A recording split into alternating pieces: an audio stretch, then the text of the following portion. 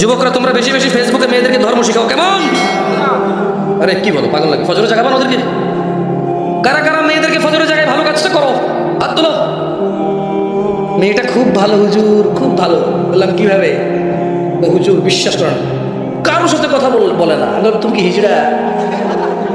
কারোর মধ্যে কি তুমি পড়ো না? তুমি ওর আব্বা, ওর খালু, সরি ওর তুমি মামা, ওর তুমি চাচা, ওর তুমি ভাতিজা ভাইগনা? না হুজুর না। তো কারোর সাথে কথা বলো না। তুমি কি ওই কারোর মধ্যে না? যাই দেখো আরেকটা সীমা আরেকজনের সাথে কথা বলে, ওইখানে তুমি কার? ওই ছেলে যখন বলে কারোর সাথে কথা বলো না, করে কারোর তুমি থাকো। মেয়ে বলে যে এই ছেলেটা খুব ভালো, বিয়ে করতে বলে ঠিক হইতো। তো কি হয়েছে? হুজুর আমার আব্বা আম্মা আমার বিয়ে ঠিক করেছে, আমার বাপ মা ধর্ম বোঝে না, আমি চাই দিনদার ছেলের সাথে বিয়ে ঠিক করতে, ওরা ধর্ম বোঝে না, আমার বিয়ে একটা ছেলের সাথে ঠিক করছে, দাঁড়িয়ে নাই। বললাম যে তো দিনদার আপনার পছন্দ কেউ আছে? বলে যে আমি এমনি কথা হয় না, একটা ছেলের সাথে মেসেঞ্জারে মেসেজ করি, ওই ছেলেটা খুব ভালো। মনে রাখবা বোন আমার, যে ছেলেটা বুঝে গেছো তুমি ভালো, ওই ছেলের ভালো না।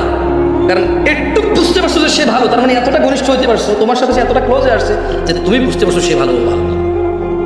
ছোট ভাই আমার, যে মেয়েটার সাথে তোমার পরিচয় হয়ে গেছে বিয়ের আগে, এবং তুমি গভীরভাবে বুঝতে পারছো মেয়েটা ভালো, এটা ভালো না, কারণ তুমি এতটুকু অবজার্ভ করতে পারছো, সে তোমার এতটুকু অবজার্ভের সুযোগ দিছে যে তুমি বুঝতে পারছো সে ভালো, সে ভালো। সে মেয়েকেও বলতে চাই, বোনকেও বলতে চাই, যে ছেলে তোমাকে সুযোগ দিছে বুঝার যে আমি ভালো, আর তোমাকে অবজার্ভ করার সুযোগ দিছে, ওই ছেলে ভালো। আল্লাহ আমাদেরকে বুঝার তৌফিক দান করুন।